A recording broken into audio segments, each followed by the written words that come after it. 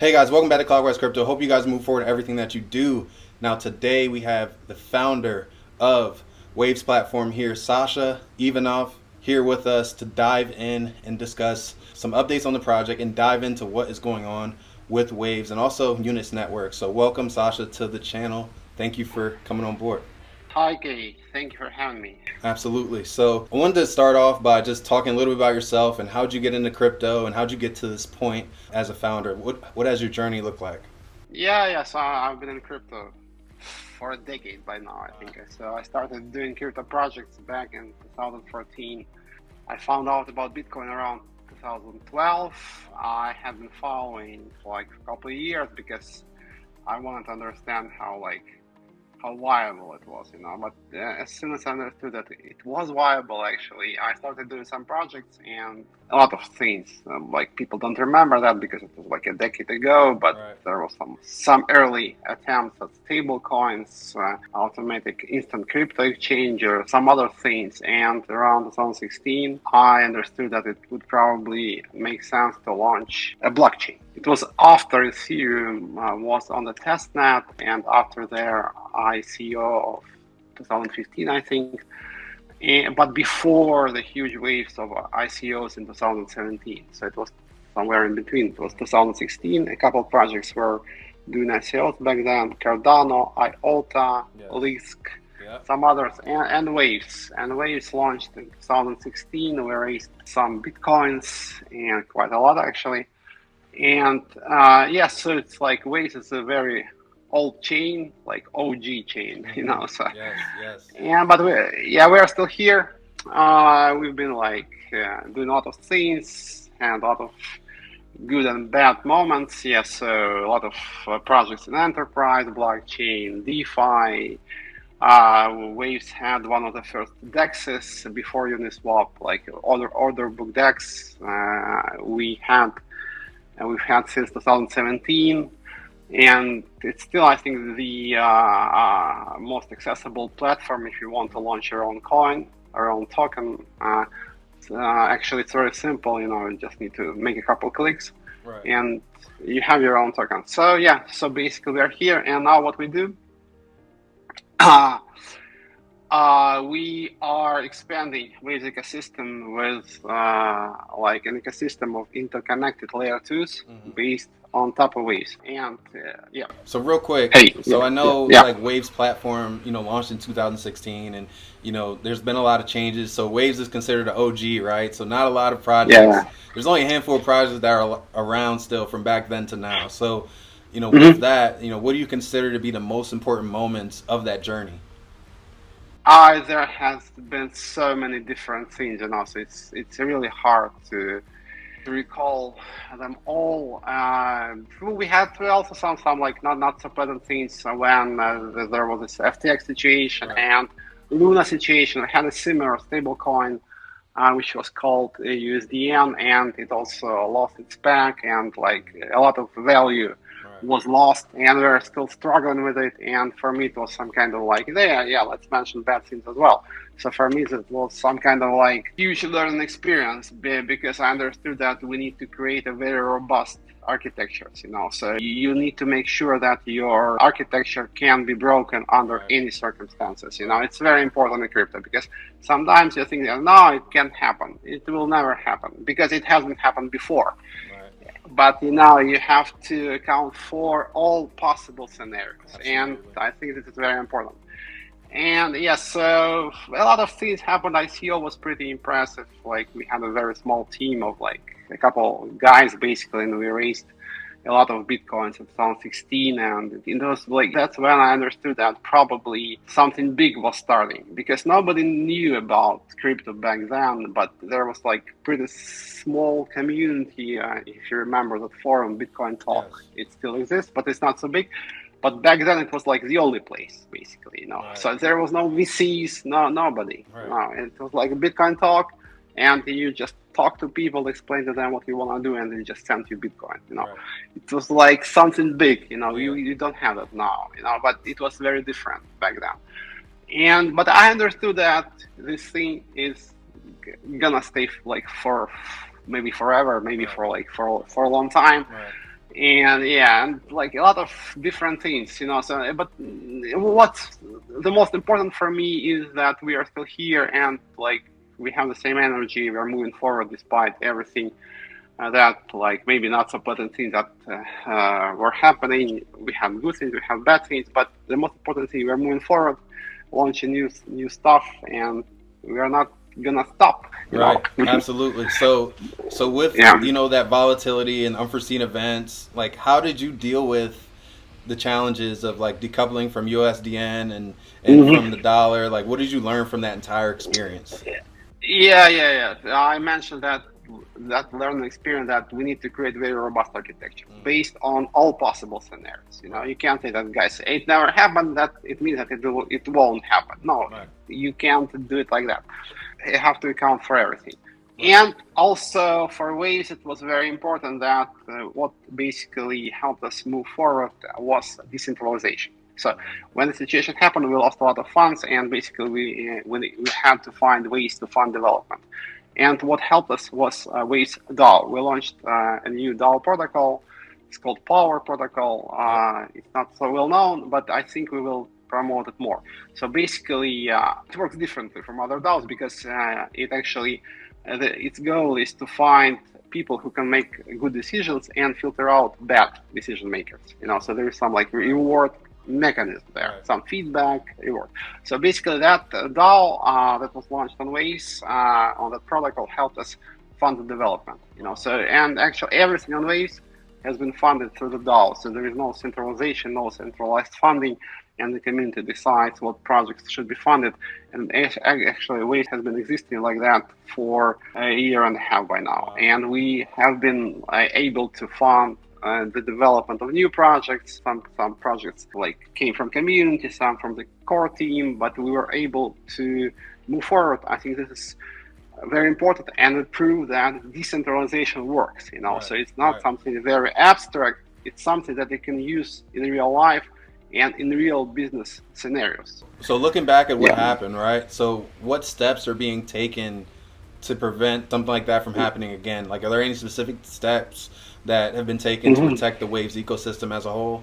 Yeah, so it shouldn't. Yeah, the problem was one of the problems was also that a lot of things on Waves depended on USDN. Okay, So I gotcha. personally believed in it. It was more like my idea. I created the architecture mostly, and I tried to connect a lot of things to USDN. Some like landing protocols, taxes. It was all very tied to USDN. Right. Waves itself has a different setup. It wasn't like Luna, and people Mm-hmm. had a lot of questions about like whether we were like Luna. We just had a lot of projects that worked with USDN. Mm-hmm.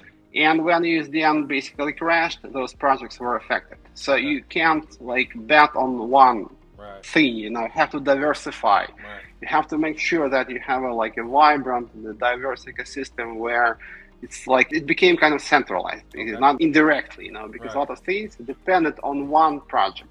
Okay. So you have to avoid that, and this is something that I understood, and this is something that I can share with like fellow developers and Mm-hmm. fellow crypto people. So you have to make sure that there is not some kind of like cornerstone of Right. your ecosystem, and when it fails, everything else fails like dominoes. So you have to make sure that it won't happen, that this is not the case, and there is some like checks and balances from different projects that make sure that your ecosystem is in balance. Okay.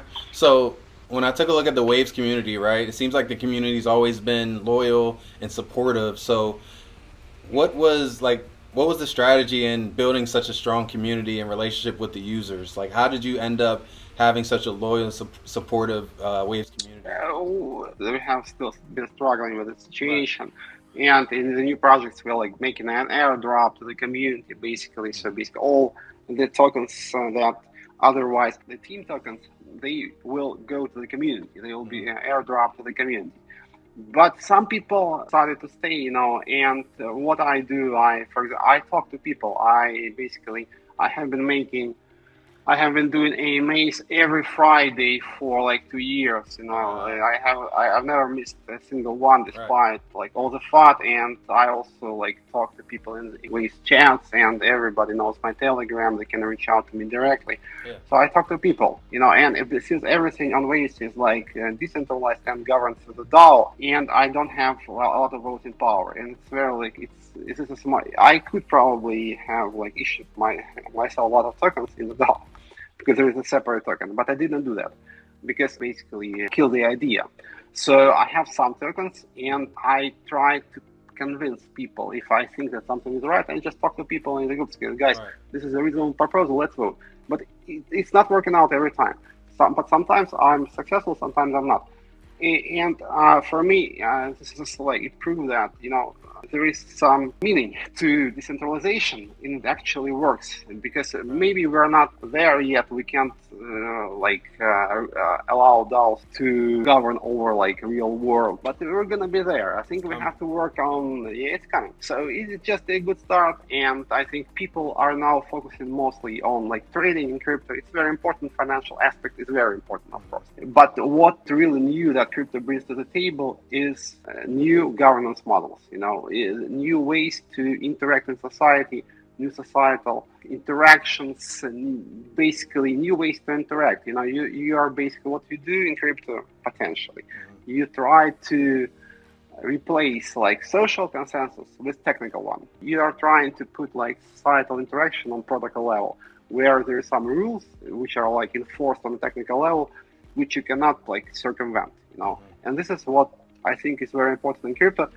And basically, I think it will be pretty big. Now we are focusing on finance, but the time of DAOs will come. And actually, if you think about like different narratives in terms of like making money, DAO narrative has never been really big. So it's coming. So everybody knows about DAOs, but it's not such a big narrative as, for example, like DeFi or like RWA. So the time of DAO narrative will come and it will become really, really huge. Right. Wow. So I'm going to dive into units, that new initiative within the Waves ecosystem. And you guys have been talking about that a little bit.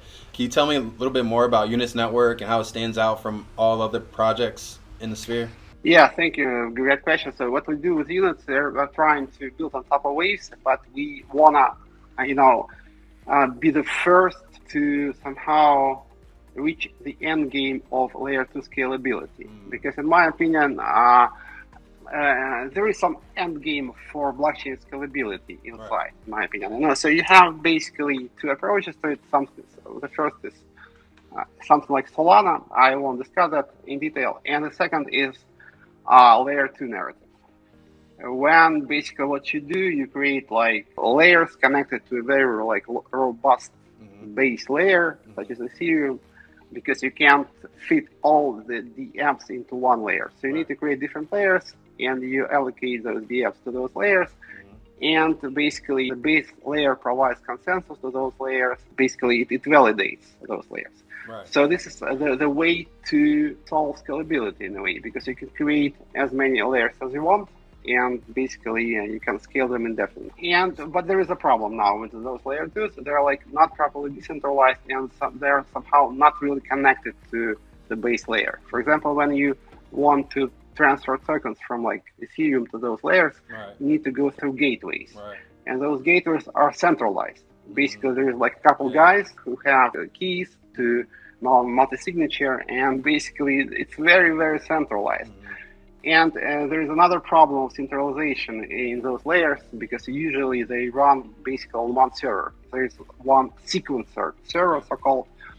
And basically, if it goes down, it doesn't mean that you actually lose money, because you will be able to withdraw your liquidity from those chains. But the problem is like there is going to be a problem because it takes you like a couple of weeks.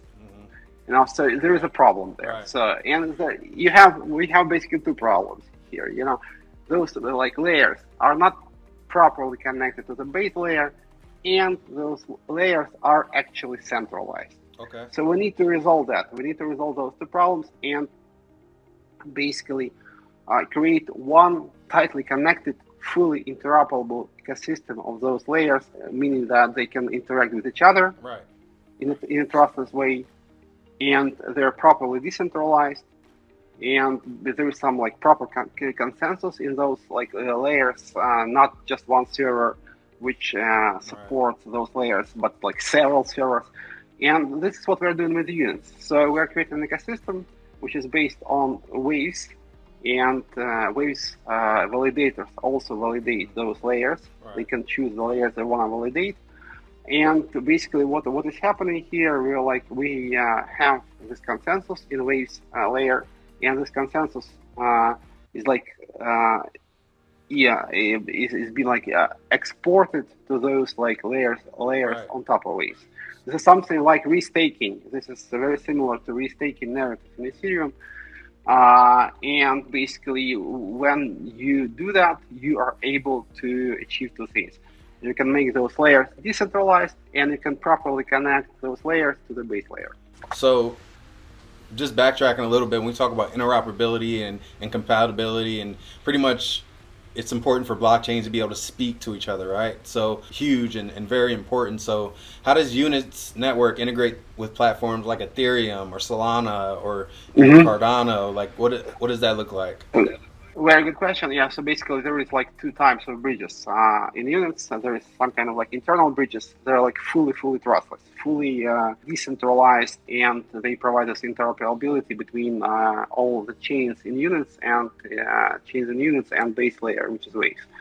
And there is also bridges to external ecosystems, which are a bit less decentralized, because you can't really make a decentralized bridge from like EVM chain to Solana. It's just like impossible. I mean, they're very different technically, and it's impossible.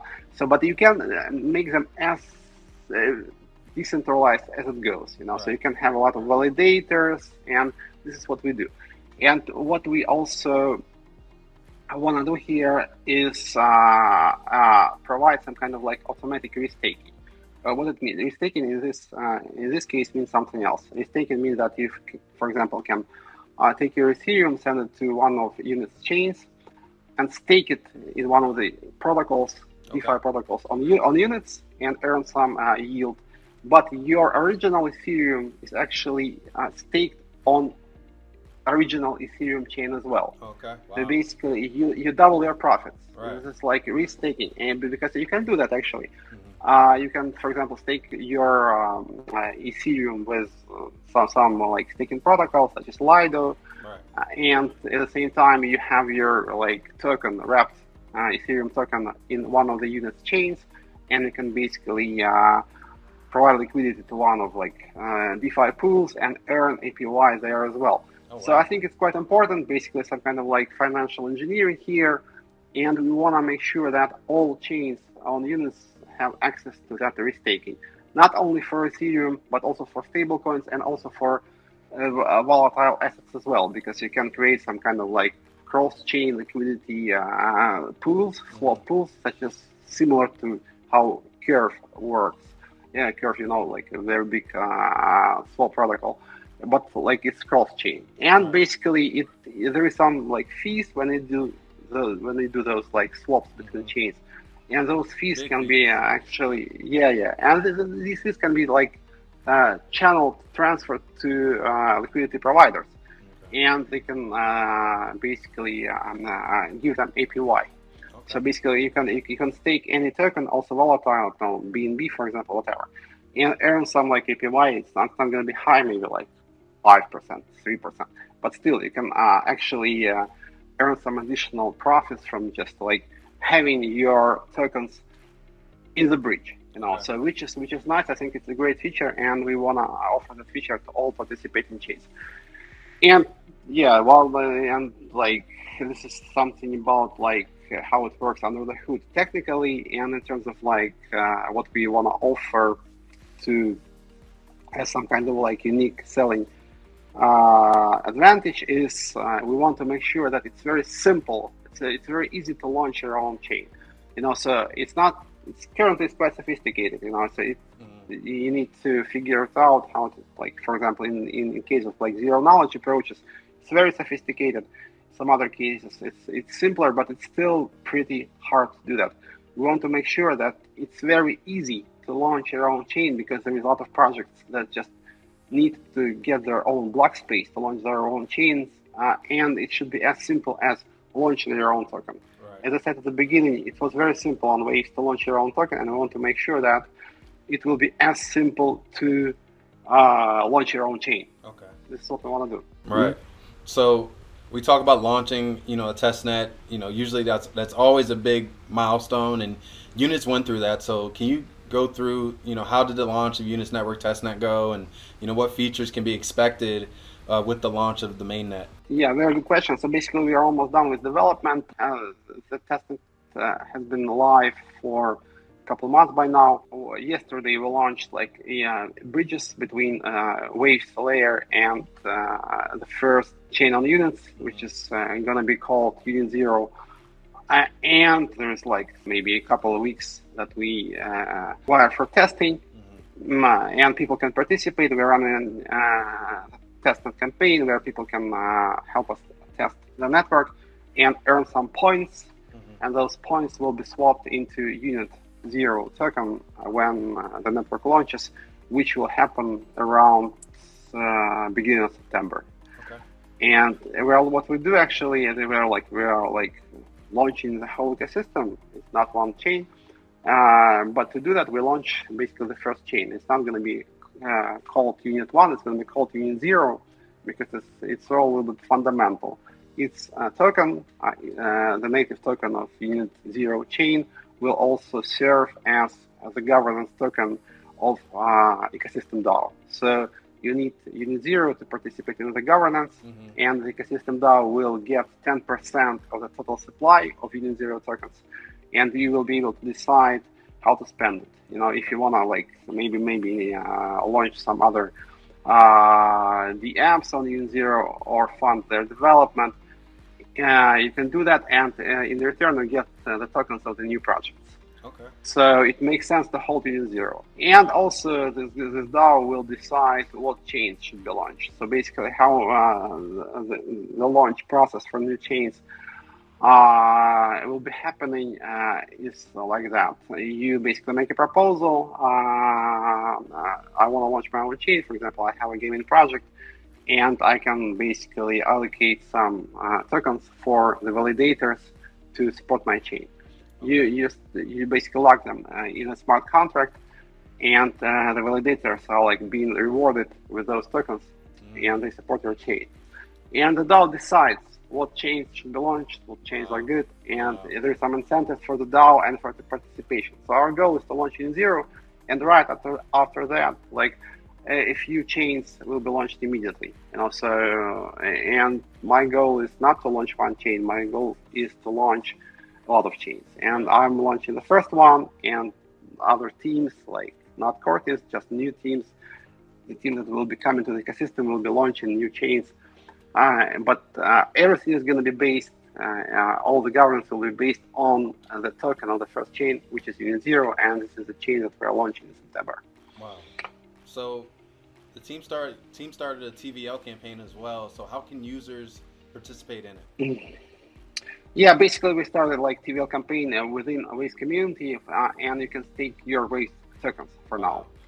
And I think in a couple of weeks we're gonna also offer staking of stable coins, Ethereum, maybe some other assets, and it's gonna be a bigger campaign. Right. Because it's not gonna be focused on Waves community, it's gonna be focused on external communities. So we're gonna reach out to external communities, and we will basically showcase the bridges that we have with the restaking, and let's see how it goes.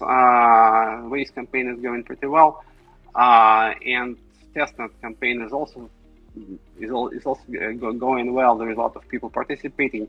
So in a couple of weeks we will start TVL campaign. It's important to why people do that. Basically, you need to attract community members, and you need to also attract liquidity, because this is what a lot of DeFi DApps need. So. And the liquidity that basically participates in the TVL campaign is sticky liquidity, because a part of it will be transferred to the new chain, and it will stay there probably. People will see some opportunities to make some like yield farming rewards, and that's why we're doing this. So I think those campaigns, airdrop campaigns, are a pretty good way to bootstrap your community and basically also bootstrap your dApps in your ecosystem, because people stay in the ecosystem when they can see some like high APY and they use their liquidity. They don't take it back. They just channel it into those new dApps, and that liquidity stays in the ecosystem. Okay. So we know that Waves has had, a ton of success, and, there's still some work ahead. Can you talk about some strategic goals or initiatives and plans for the upcoming years as we talk about Waves and really the strategic direction that Waves is trying to go for the future? Yeah, great question, actually. So for now, it's very important for us to bootstrap units ecosystem. And in order to do that, actually, we want to have this like multi-pronged approach, because it's a very agnostic product. It's not focusing on one narrative. It's not like a RWA chain or DeFi chain. It's an agnostic product, so you can do anything in it. But in terms of like marketing, I think it makes sense to make sure that there's going to be like different chains in different narratives launching immediately. So we want to have like AI chain launching like around maybe October, November, RWA chain, DeFi chain, the PIN chain, whatever actually. So a lot of chains should be launching, and we're gonna tap into different narratives. And I think it's a very good thing marketing wise. So yes, and we're gonna bootstrap the ecosystem. We want to have a lot of projects coming to units, and it's very important to make sure that we will offer like the simplest process for launching your own chain. It's very important. And the people who will be launching their own chains will get like restaking. They will have connection to other chains, to external ecosystems. So we want to offer some kind of like turnkey solution for launching your own block space. Yes, and I think it's going to take us a while. In parallel to that, we will be working on our DAO protocol, Power protocol. I think we will also look into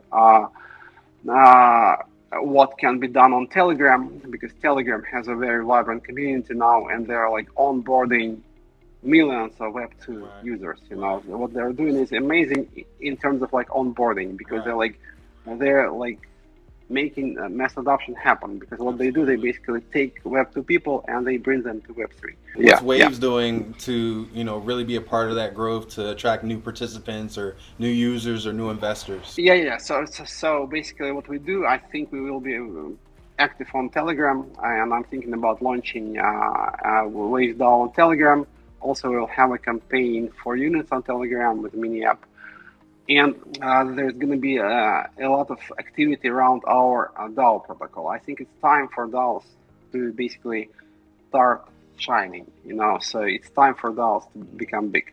So I'll try to push Power DAO protocol, and I'll try to onboard a lot of people in different ways. I think Telegram is a great way to do that. Also, other channels can be explored. So for me, actually, I can see a lot of two things very important for me is like blockchain scalability, which I'm trying to achieve with units, and DAOs, which I'm trying to achieve with Power.